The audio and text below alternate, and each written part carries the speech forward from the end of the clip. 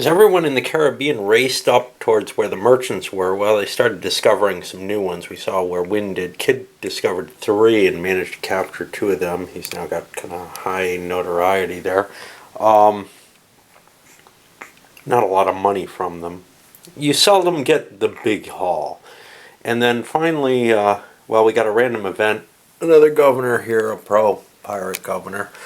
And then down here, we finally got a low turn. He's going to get rid of the careening at this point. He got his movement all the way up.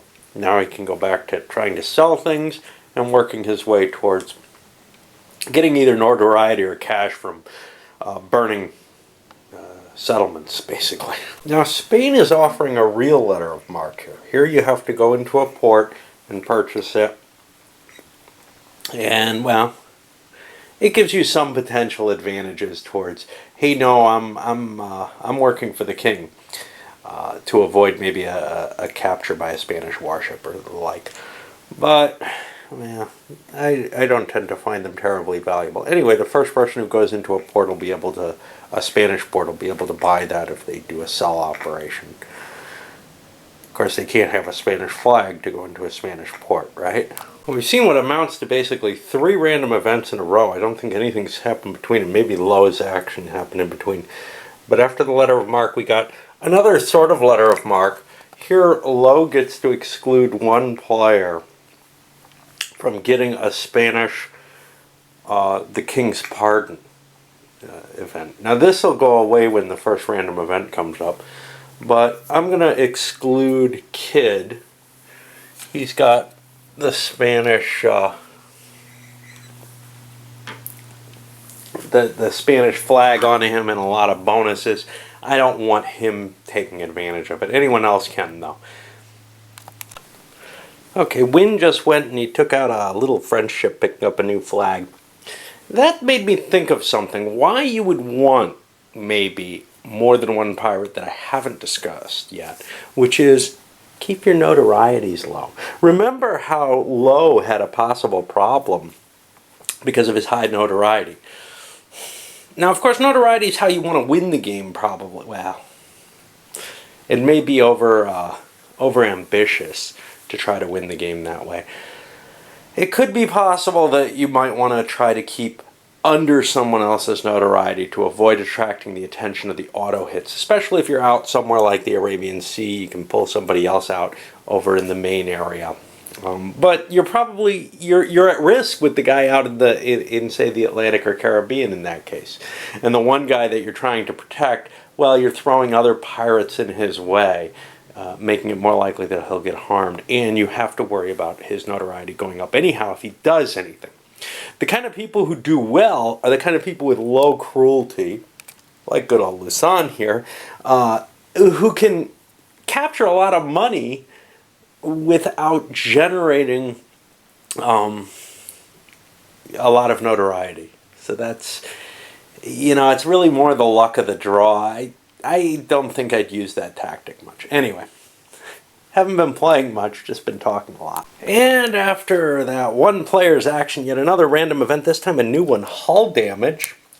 This did a point of speed damage to the drawer only, to all his ships. That's an annoyance, remember you have to careen for that, but it also affects your ability to catch merchants, so he probably wants to try to fix that at some point. This is, one of the pains in the ass in the game is you don't know what's going to come out of the deck, and in this kind of case, just so many of these random events, it's just kind of annoying to watch this just keep drawing, keep reshuffling, keep drawing, reshuffle, draw, reshuffle. I don't like that kind of mechanical cost to a game. It doesn't usually happen, but there are a significant number of random event cards in the deck. Often you'll eat them up doing other things, because there's a lot of times where you draw a card not for a player turn, and that'll just eat it up. That's like searching. You'll often find a card and get rid of somebody else's turn. So like when Lowe didn't get turns for a while, probably everybody was burning his cards. Nothing you can really do about that. Taylor searched, found a warship that he managed to evade. Now he was right on top of Wynn, but then he took the prize that Wynn had refused. He didn't mind the Spanish flag, he already had one. big 50 bucks. You'll notice his notoriety, I'm using different counters from the Musket and Pike series because there really aren't enough of the number counters to necessarily handle everything, especially once people start having these big piles. If I'm recording stuff with other counters, there aren't a lot of 1s and 2s though that I'm not using. There's one here. The rest that I'm using for markers are other numbers. So you may have to find yourself having to paw into other counters. There's one that I'm using for a purpose not explicitly defined in the rules. I think I missed describing this. Wynn went into port. He's planning on selling off that crappy little hold. He's going to get less money for it, but you know, what the hell. It's not worth much anyway. But the main reason is to careen in somewhat more safety. I don't know how much. But with a Pirate Haven, without a KC on the board, he can't be ousted, so that's kind of helpful.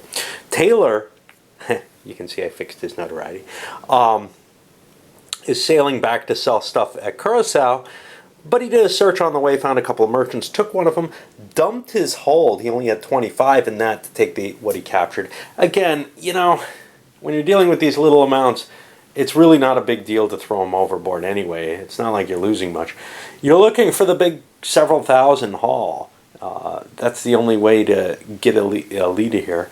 And I think there's only like 1 or 2 cards that'll give you the 3,000, and you have to be in the Indian Ocean or maybe the Caribbean to get those big scores. But it's worth chancing this. Even though he's got full holds and he's planning on selling, he might as well you know, see if he can get one of those lucky shots in there. A little bit more sailing around here. Kid picked up, chased away a Dutch ship that he couldn't catch. Taylor hasn't gone yet. Wind started careening over here, low. Got intercepted by a warship, so he now has something to play with over there to make his life a little harder. He didn't it didn't catch him. He outrolled it. He had to straight out outroll it because he's slow. Otherwise, he'd have to fight it. But that can increase his notoriety if he successfully gets away after a fight, remember. And Wynn's careening in part is because next time Wynn gets a turn, he has to remove that.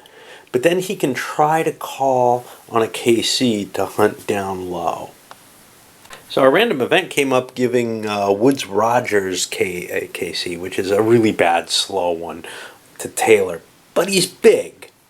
That means that he actually provides quite a challenge to Low's ship if he goes after it.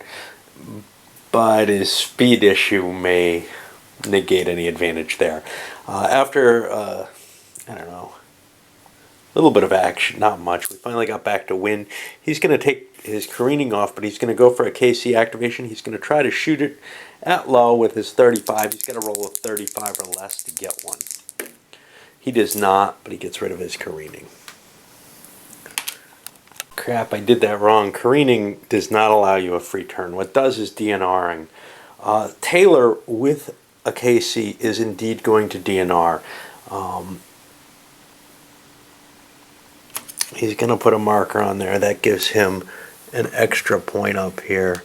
He just did a sale. The sale was minor, some 85 bucks. But it allows him to raise his thing. That puts him at a little bit of a risk here. There is some danger when he comes out of it. Or is it right now that the governor will cause him problems? Okay, on the next turn, here's the penalties.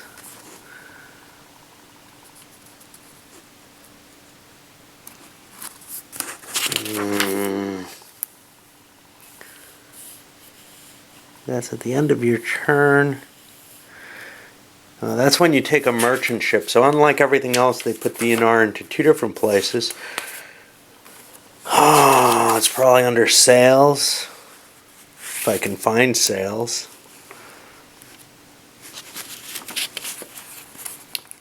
There's booty. Maybe that'll have it. Pirate Haven DNR. If I sell... Oh, that's in a Pirate Haven. If I sell booty...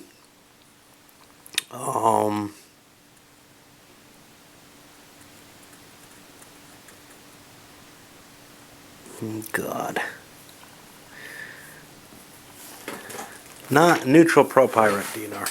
Okay, whenever you take a sell booty operation in a neutral pro-pirate, you can do it. You draw a governor marker. If you draw an anti-pirate in a neutral port, the anti-pirate remains and the pirate's ousted. Yeah, I don't want to do that shit. The reason I don't want to do that is I've only got one port I can even stay in. So I'm just not willing to risk that. That was my worry there. And it's hard to find a chance to do the KCs. If I capture a prize with Taylor, I'll certainly do it because I have this. I want to get that unrest up is basically the issue. Taylor managed to take a prize over here. There were a couple of merchants hanging out there, and he got the lucky doubles and captured a British ship. Managed to get himself a brigantine. He's got a hostage on board. That increases his... I always forget that, right? He took a hostage, but he did not manage to get any information out of him. I was kind of debating one way or the other. Did I want the information? Did I want the ship or not? I definitely wanted it if I got the information, because then I could go attack a port. Without it, it's kind of tough. But you know, if I don't start attacking ports, or if I'm not prepared to do so, I don't think I can do it. I think I'm too far behind. There's two players in much stronger position. I got to take some risks with Taylor, and I'll take a shot at it. Lowe managed to sell off his load, $845 total. He had 5 before. That gives him some notoriety, but the big reason he wanted this was to get his crew unrest up to 14. If things go terribly wrong for him, at least he shouldn't face a mutiny, and his leadership is not terribly good. It's not bad.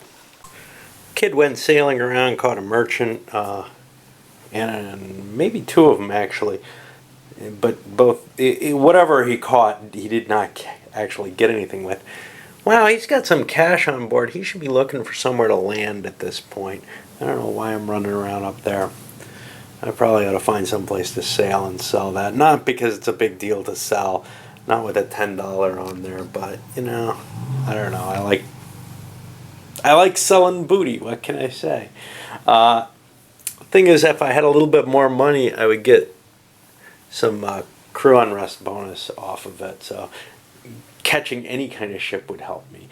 $10 may not be worth going in for. But I got a random event, hull damage, which ends up meaning I'm going to have to careen as well now. I took the marker off. I ended up implementing as though it was there, leaving wind there, and making the roll the next turn. I took it off by accident. All right, well, it looks like Lowe is ready to give a shot. He's still got a hostage to sell. And yeah, we're still kind of dragging our feet, not there yet. Well, Wynn did his careening, but he's also going to sell his goods here. Now, 25 times 0.8, because you only get 80% in a pirate haven, is $20. So he's only going to get $20 instead of the big 25 he would have gotten. But what's kind of cool here is he gets an automatic DNR. That's not terribly cool. It could mean if somebody had a decent dueling, Lusan does, but none of the other pirates are particularly good. Maybe Kid is decent. He's got a high defense. I don't know. If someone had a decent dueling, they could go try to kill him, but nobody's terribly interested in killing him either. The biggie is he gets a crew unrest bonus there. He gets it without creating an anti-pirate place. He's in a haven. Hey, that's as good as you can hope for. And Lowe ended up blockaded by a warship intercepts most notorious pirate. He's clearly got that right now. And then Taylor tried to pick this ship up. He found a Dutch ship. He chose to take a hit on his unrest because of it. I'll load this one up too.